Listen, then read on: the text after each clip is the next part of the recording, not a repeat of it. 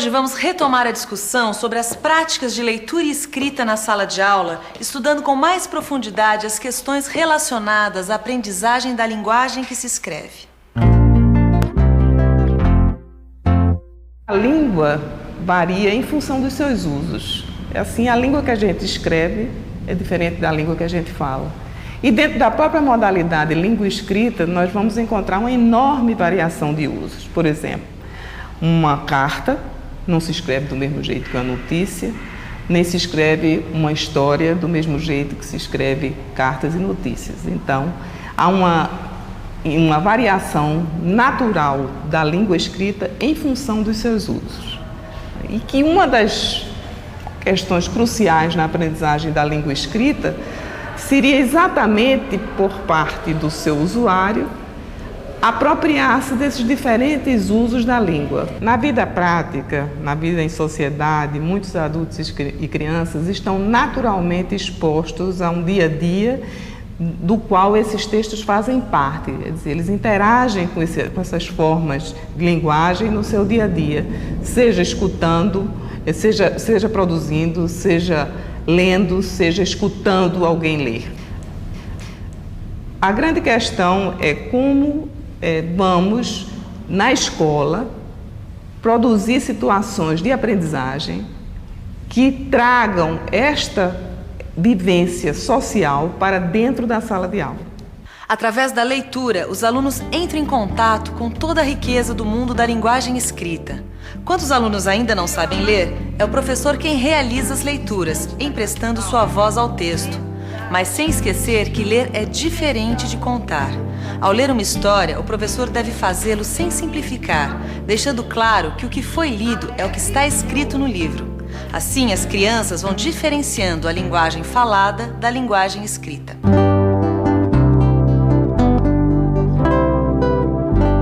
Do ponto de vista da aprendizagem da língua portuguesa escrita, talvez vocês não alcancem a importância do papel dessa leitura permanente. Porque, na verdade, para os meninos produzirem textos, eles precisam aprender essa língua que só existe nos livros e nos textos impressos. E que se eles nunca ouvem, e se nunca leem, e nunca ninguém lê para eles, na hora que eles têm que produzir um texto, eles não acham a forma. Eles podem até ter as ideias, mas eles não encontram a forma, né? A forma é alguma coisa que você aprende lendo outros textos. E ler pode ser com seus olhos ou com os olhos do professor, não importa. A linguagem está lá. Eu vou ler para vocês agora uma fábula de Monteiro Lobato, tá? Que se chama O Velho, o Menino e a Mulinha. O velho chamou o filho e disse: vá ao pasto, pegue a besta ruana e apronte-se para irmos à cidade, que quero vendê-la. O menino foi e trouxe a mula. Passou-lhe a raspadeira, escovou-a e partiram os dois a pé, puxando-a pelo cabresto. Olha a trempe de 3 burros, 2 de 2 pés e 1 de 4. Resta saber qual dos 3 é o mais burro. Que despropósito! Será promessa? Penitência? Ou caduquice? E lá se foi a rir. Hoje eu vou ler para vocês a crônica do Paulo Mendes Campos, O Médico e o Monstro, da coleção Para Gostar de Ler, que eu já comentei com vocês.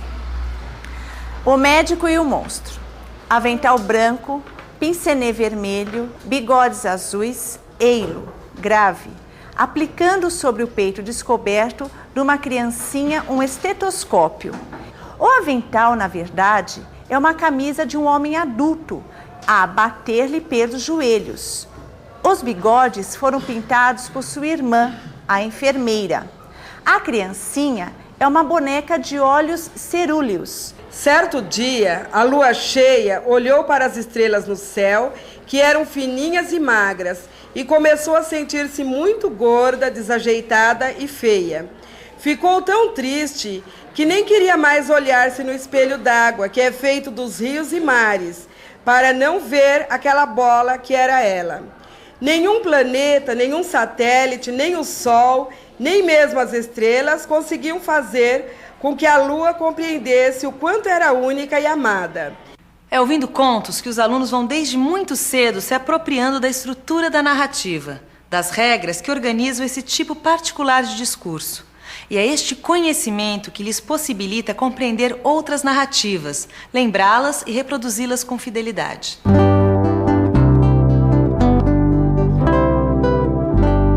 Eu me lembro de situações em que os meninos estavam escrevendo um conto e que estava definido que era um conto de fadas. E aí o menino escrevia assim, ele pegou o carro e falou para a moça.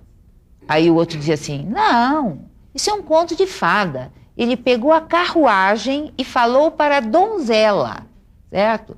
Não é assim que se escreve. Então esse sentido do que é que faz parte de um conto, do que é que não faz, eles aprendem desta forma, com uma capacidade de analisar no uso.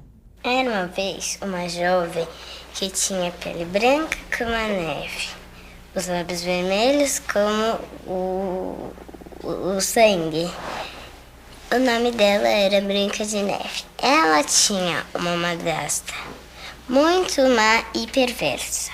Ela queria ser a mulher mais linda do mundo e pediu para o caçador real matar a Branca de Neve. Quando ele chegou no meio do caminho, ele não teve coragem de matar a casinha dos 7 anões. Ficou lá por uns dias trabalhando. Quando a madrasta ficou sabendo que ela estava viva, ficou muito nervosa, se transformou numa velhinha e foi até a casa dos 7 anões oferecer a maçã envenenada para ela.